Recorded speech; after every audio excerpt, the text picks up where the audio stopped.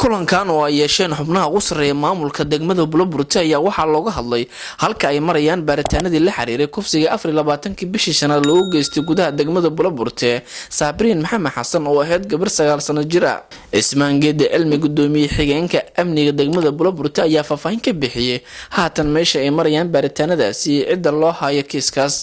halkan waxaan isagu nimid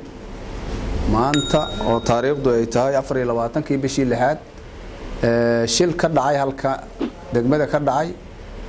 gabar yar 9 jir lagu kufsaday halkan 24 bishii shanaad maalin jimco ah kiiskaas baadi dad badan muddo daba joognay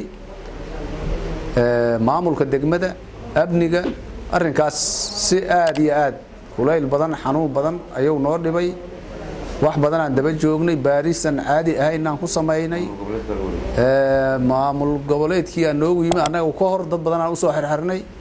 dadkii wax badan dhibanayaashii aan keenay gabadhii la kufsadaan keenay dadkii adiga baaritaan bacdi waa la sii deeyay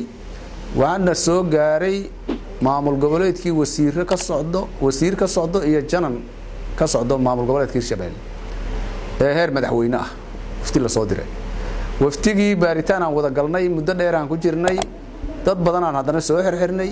dadkii badnaay hadana sidii qolba qofba maalin uga sii baxaysay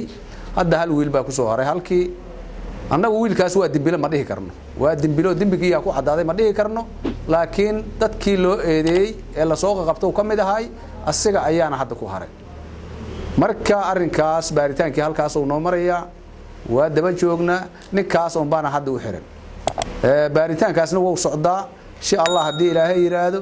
hadii asaga uu ku cadaado iyo hadii cid kale uu ku cadaado oo la helo hadda bacdibo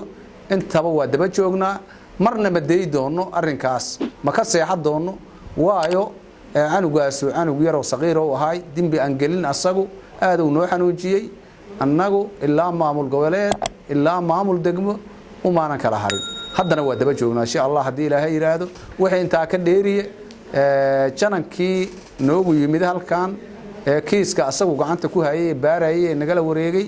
ayaad weydii kartaan wixii intaas ka fog annaguna waxaan ognahay waa intaas Absalaan Maxamed Ibrahim Sam News Buloburte.